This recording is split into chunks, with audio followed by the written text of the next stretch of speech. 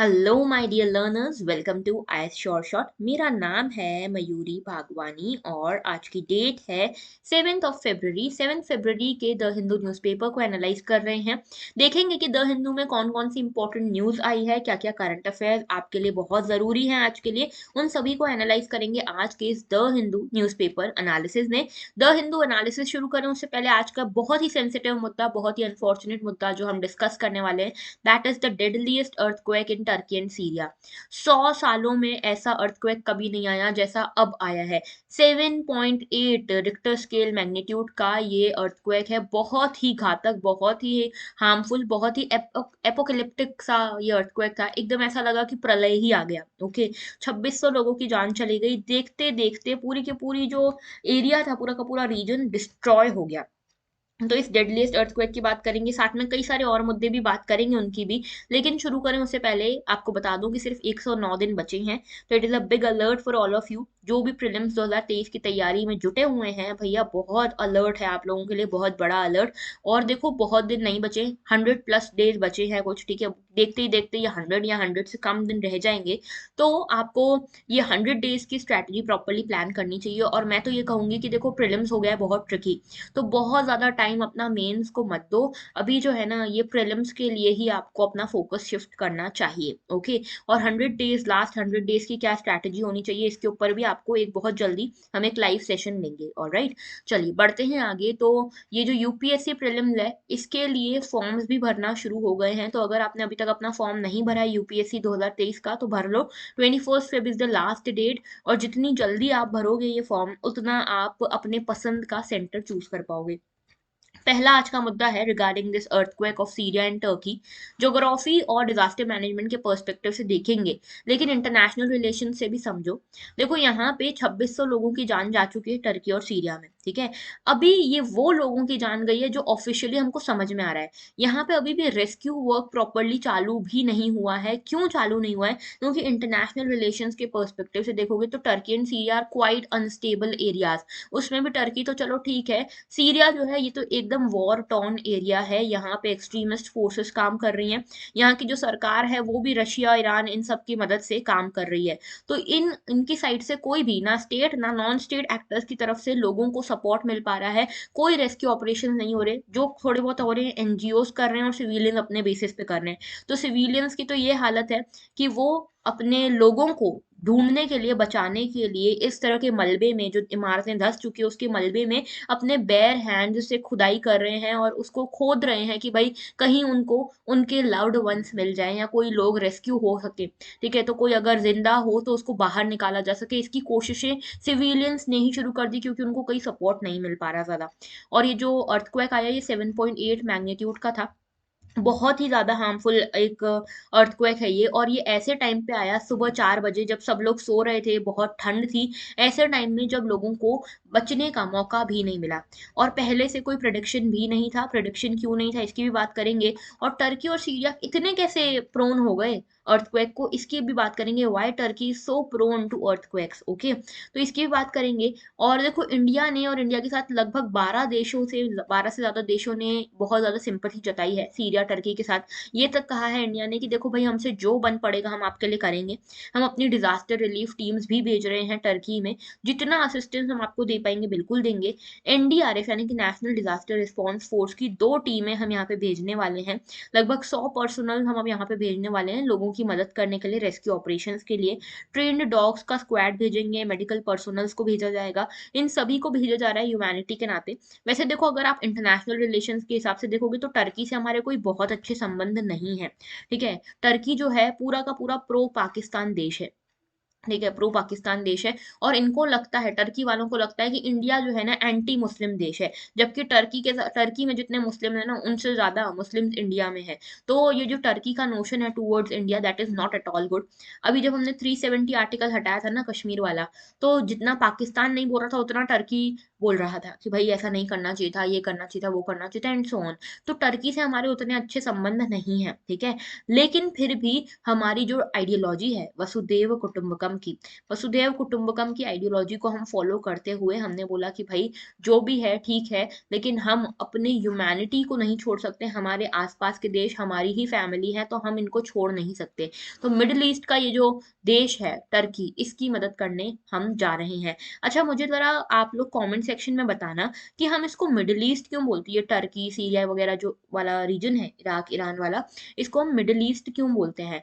क्योंकि आप देखोगे कि अगर आप इसको एशिया के कॉन्टिनेंट के हिसाब से देखोगे तो ये वेस्ट में आता है। तो ये मिडिल ईस्ट क्यों कहलाता है, आप मुझे बताना in the comment section, okay.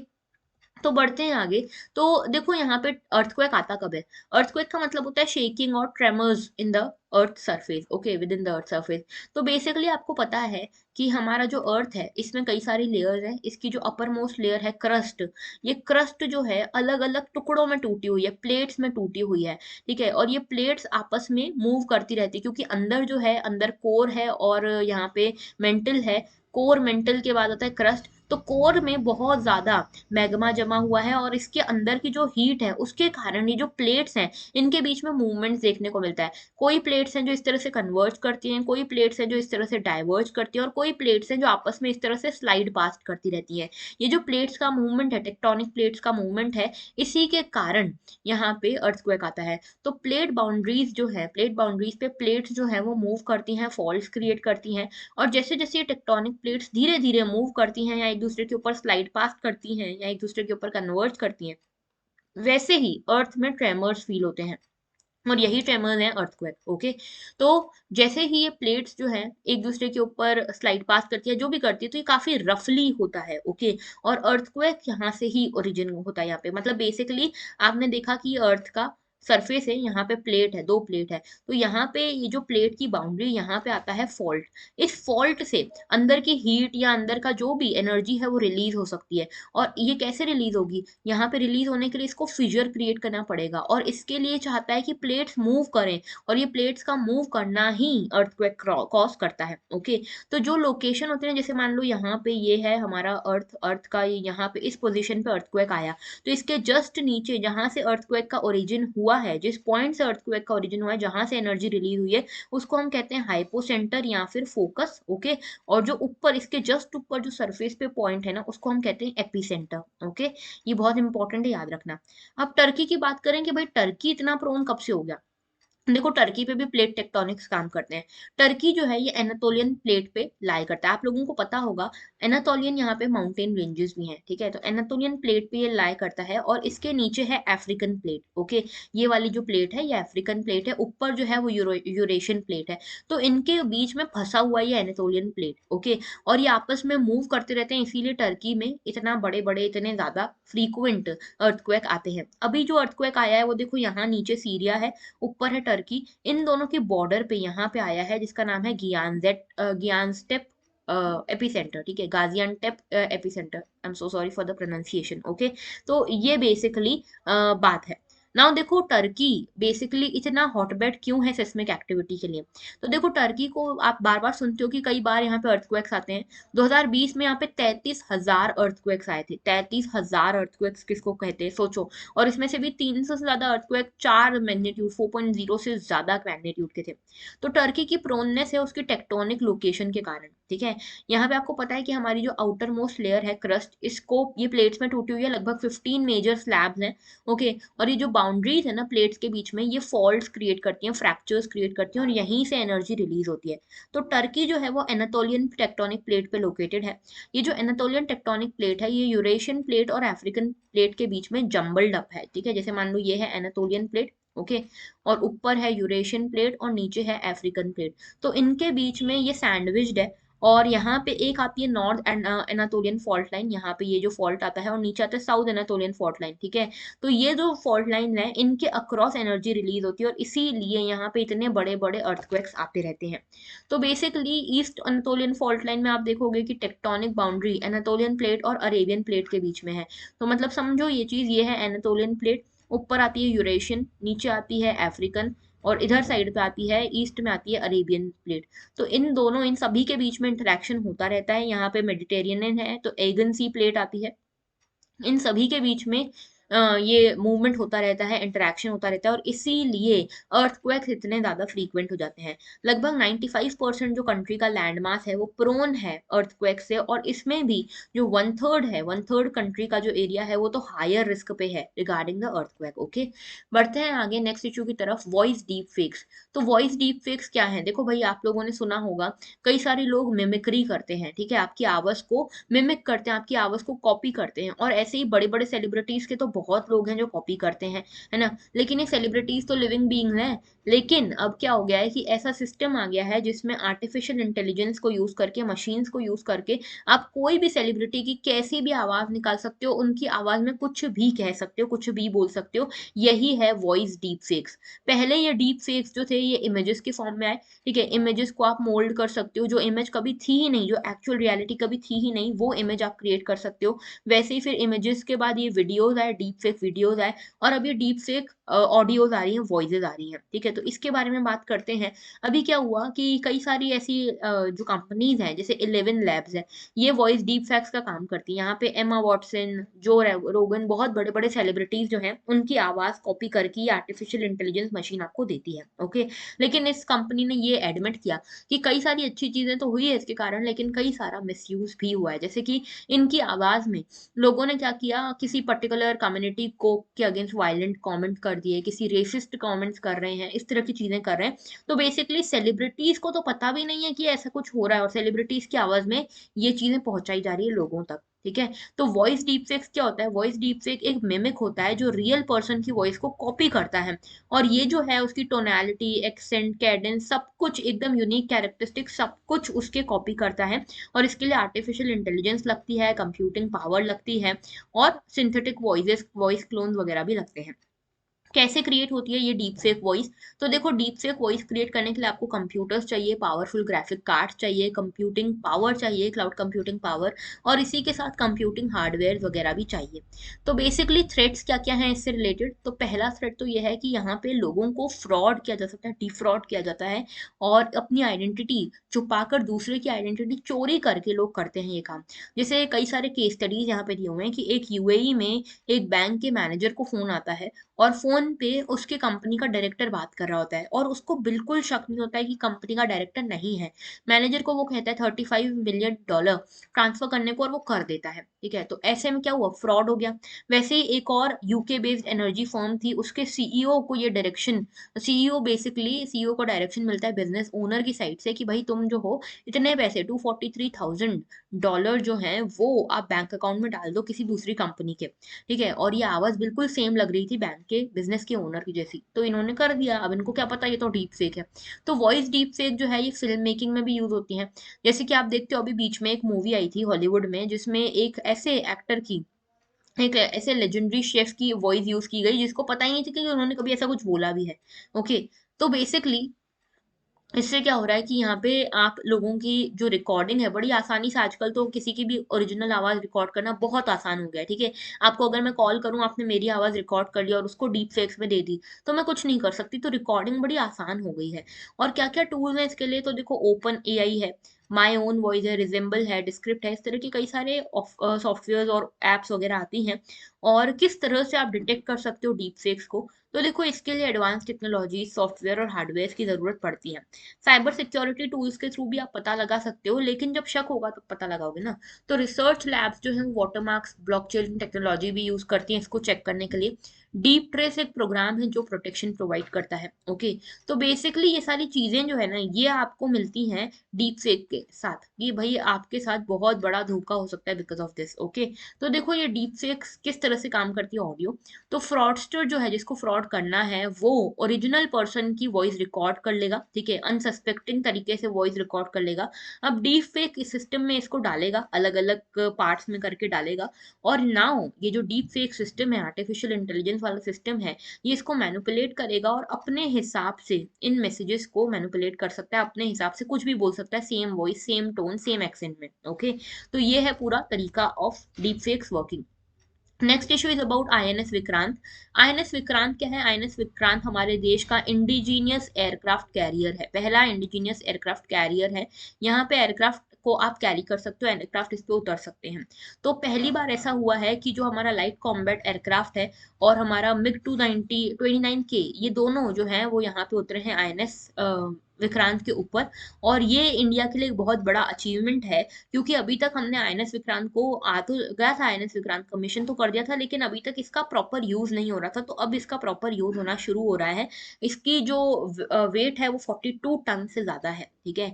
और यहाँ पे ये काम करता है short take off but barred assisted recovery के ऊपर। ओके, तो देखो समझते हैं आईएनएस विक्रांत के बारे में। आईएनएस विक्रांत 44,000 टन का एक इंडिजिनियस एयरक्राफ्ट कैरियर है, जो पहली बार डिजाइन और कंस्ट्रक्ट किया गया इंडिया में। इसकी मदद से हमारे नेवी की ब्लू वाटर फोर्स बहुत तेजी से बढ़ेगी। हमारे पास एबिलिटी होगी कि हम किसी भी चीज के ऊपर डिस्टेंट सीज में भी अपनी पावर का प्रोजेक्शन कर सकते हैं। ओके, अच्छा याद रखना कि आईएनएस विक्रांत जो है, इसके पहले भी हमारे पास एक आईएनएस विक्रांत था, लेकिन वो जो आईएनएस विक्रांत था वो इंडिजीनियसली मेड नहीं था, वो हमने बाहर से इंपोर्ट किया था, ठीक है। वो बेसिकली सेकेंड हैंड था। और ये वाला जो है पूरी तरह से इंडिजीनियस है। तो आईएनएस विक्रांत 262 मीटर्स का है लेंथ में, 2 फुटबॉल फील्ड जितना इसका पूरा एरिया है। 20 एयरक्राफ्ट इस पे पार्क किए जा सकते हैं। इसकी जो स्पीड है that can be 28 knots, okay, 50 kmph इसकी स्पीड हो सकती है। और इसकी क्रूजिंग स्पीड 18 नॉट्स होती है। ऑलराइट, इसके अलावा 76% जितना भी मटेरियल, जितना भी इक्विपमेंट इस कैरियर में लगा है, वो सारा का सारा इंडिया से आया है। ओके, तो यहाँ पे स्पेशल ग्रेड इंडिजिनियस स्टील को हमने डेवलप किया है। ऑलराइट, बढ़ते हैं आगे। तो देखो ये वाला जो हमारा एयरक्राफ्ट कैरियर है ना, ये MiG 29K fighter jet, Kamov 31 advance light helicopter, MH-60R multi role helicopters, इन सभी को यहाँ पे कैटर कर सकता है, कैरी कर सकता है। विक्रांत नाम कहाँ से आया? तो देखो आईएनएस विक्रांत नाम यहाँ से आया कि इंडिया का जो पहला एयरक्राफ्ट कैरियर था, इंडिया का जो पहला एयरक्राफ्ट कैरियर था, उसका भी नाम आईएनएस विक्रांत था। वो हमने यूके से लिया था 1961 में। इसने काफी इंपॉर्टेंट रोल प्ले किया था इंडिया पाकिस्तान वॉर जो 1971 का हुआ था उसमें। ओके, इंडिया का पहला होममेड एयरक्राफ्ट कैरियर भी हमने अपने पहले कैरियर के नाम पे ही रखा है। और आज की डेट में इंडियन नेवी के पास सिर्फ एक ऑपरेशनल एयरक्राफ्ट है इसके अलावा, आईएनएस विक्रांत के अलावा, जो कि है आईएनएस विक्रमादित्य। इसके पहले हमारे पास दो कैरियर्स और थे, आईएनएस विक्रांत और आईएनएस विराट। ये बेसिकली ब्रिटिश बिल्ड थे, जिसका नाम वहां पे एचएमएस हरक्यूलिस और एचएमएस हरमीस था। ओके, तो ये हमने वहां से लिए थे, basically second hand aircraft carrier लिए थे। नाउ हमारे पास खुद का एयरक्राफ्ट कैरियर है। एंड ये बहुत इंपॉर्टेंट बात है, क्योंकि पूरी दुनिया में 5 से 6 लोग ही हैं, 5 से 6 कंट्रीज ही हैं जिनके पास खुद का इंडिजीनियसली बिल्ड एयरक्राफ्ट कैरियर है। ओके, बढ़ते हैं आगे। तो देखो कुछ मिसलेनियस प्रीलिम्स बिट्स के बारे में बात कर लेते हैं। यूनेस्को ने विश्व भारती को वर्ल्ड की पहली लिविंग हेरिटेज यूनिवर्सिटी का टैग देने का तय किया है। तो बहुत जल्दी आपको इस तरह की न्यूज देखने को मिलेगी। विश्व भारती क्या है? विश्व भारती एक यूनिवर्सिटी है, ठीक है, जो कि रविंद्रनाथ टैगोर जी ने फाउंड की थी 1921 में। इसको हेरिटेज टैग मिलने वाला है यूनेस्को वर्ल्ड हेरिटेज साइट्स वाला, ठीक है। तो यूनेस्को जनरली जो टैग्स देती है, इस तरह की जो टैग्स देती है हेरिटेज यूनिवर्सिटी वगैरह का, वो डेड चीजों को देती है। लेकिन ये विश्व भारती आज भी एक लिविंग यूनिवर्सिटी है और इसको ये टैग दिया जा रहा है, बहुत बड़ी बात है। ओके, तो ये लिविंग यूनिवर्सिटी को, जो कि ऑलरेडी फंक्शनिंग है, उसको ये हेरिटेज टैग देने वाला है यूनेस्को। विश्व भारती यूनिवर्सिटी की बात करें तो 1921 में रविंद्रनाथ टैगोर जी ने इसको फाउंड किया था और ये उन्हीं के नाम पे रखी गई थी। लेकिन बाद में 1922 में विश्व भारती सोसाइटी एक रजिस्टर हुई एज एन ऑर्गेनाइजेशन और उन्होंने ही इस यूनिवर्सिटी को संभालना शुरू किया। 1922 में विश्व भारती जो है उसको इनॉग्रेट किया गया सेंटर फॉर कल्चर के थ्रू, ठीक है। और यहाँ पे सेंटर ऑफ कल्चर के जैसा उसको इनॉग्रेट किया गया था और ये बोला गया कि भाई यहाँ पे कई सारे इंस्टीट्यूशंस, कई सारे एक्सप्रेशंस, कई सारा कल्चर आपको मिलेगा, जैसे कि आर्किटेक्चरल एक्सप्रेशन आपको मिलेंगे कालोबाड़ी, फिर coal tar finish cultural panels, master Moshai studio, Nandalal Bose ji की मुराल्स पेंटिंग्स, ये सारी चीजें आपको यहाँ पे मिलने वाली है। दूसरी बात कर रहे हैं भाई मिसलेनियस के ही प्रीलिम्स बिट्स में एफपीओ की।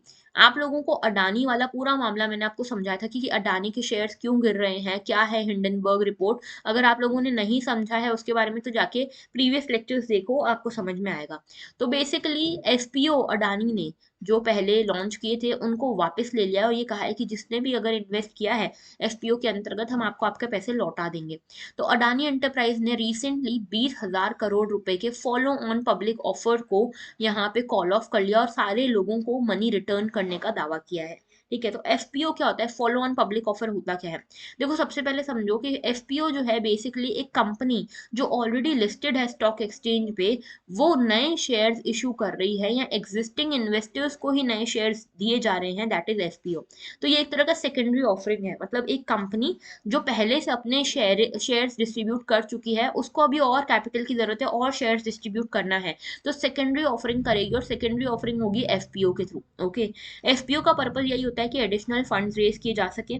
ओके। इसके अलावा अपने इक्विटी बेस को डाइवर्सिफाई किया जा सके, कैपिटल को रेज किया जा सके, और इसके अलावा कई सारे मल्टीपल पर्पसेस के लिए इसको यूज किया जा सकता है, जैसे कंपनी के एक्सपेंसेस के लिए, बिजनेस के एक्सपांशन के लिए, या डेट रिडक्शन के लिए। ओके।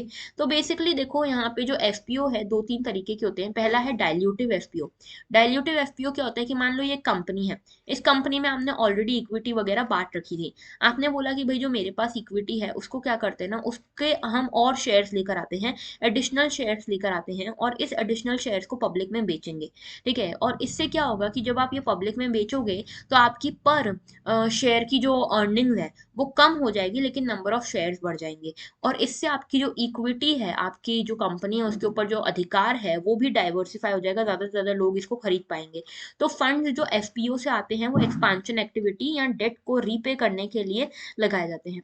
दूसरा है नॉन डाइल्यूटिव एफपीओ, यानी कि मान लो मैं ओनर हूं अपनी इस XYZ कंपनी की, मैंने मान लो 50% किसी को दिया है, 5% किसी को दिया, और बाकी 45% मेरे पास है। तो मैं ये बोलती हूँ कि भाई मुझे ये 45% भी बेचना है, इसका मुझे सिर्फ 30% रखना है, मुझे 15% और बेचना है। तो उसके लिए मैं एफपीओ निकाल सकती हूँ। ओके। जो ऑलरेडी इन्वेस्टर्स हैं उनको बोल सकती हूँ कि तुमको 15% लेना हो तो ले सकती हो।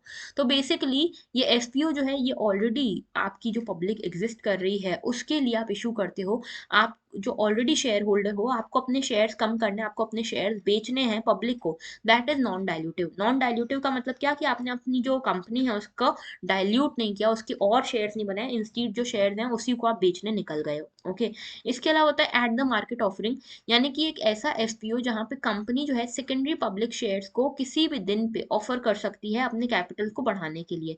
तो बेसिकली मार्केट प्राइस पे डिपेंड करता है। ओके।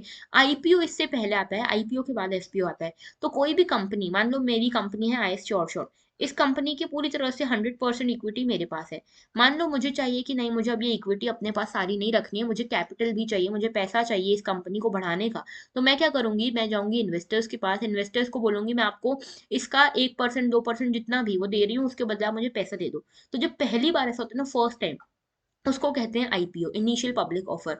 यानी कि प्राइवेट कंपनी अपने शेयर्स को बेचना चाह रही है पब्लिक को, और ये जो है इनिशियल पब्लिक ऑफरिंग कहलाती है। तो बेसिकली कंपनी की ओनरशिप ट्रांजिशन में है, from private ownership to public ownership, that is why it is known as IPO. Okay. तो आई होप आपको ये समझ में आया। So that was all for today, आज के लिए इतना ही था। और अगर आप हमसे कनेक्ट करना चाहते हो तो इन सभी मीडियम्स के थ्रू आप हमसे कनेक्ट कर सकते हो। That was all. अगर लेक्चर अच्छा लगा है तो सब्सक्राइब जरूर करना, लाइक जरूर करना, शेयर जरूर करना, और कॉमेंट करके मुझे जरूर बताना कि टर्की जो कि मिडिल ईस्ट कंट्री है, इस पूरे रीजन को मिडिल ईस्ट कहा क्यों जाता है। ओके। तो that was all. Thank you for watching and have a very good day.